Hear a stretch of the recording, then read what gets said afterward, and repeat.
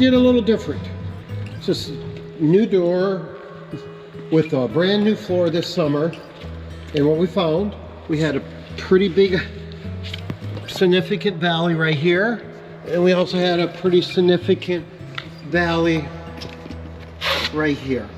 So what we did was, we first all put our screws on the end, on these two ends here.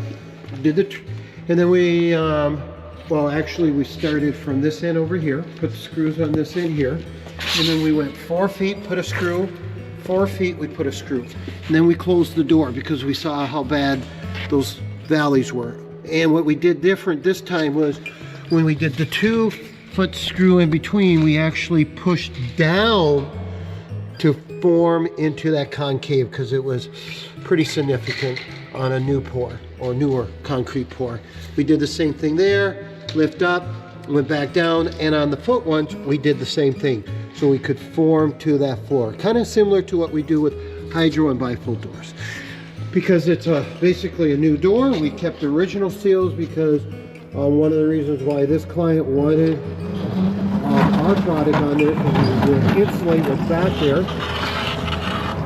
Because your new seals are like a hospital gown. You think you're covered, but you're really exposed. Or like a bathing suit. Your essentials are barely covered and the rest of your body is full of goosebumps. So worked out really good, as you can see. I'm going to close this one more.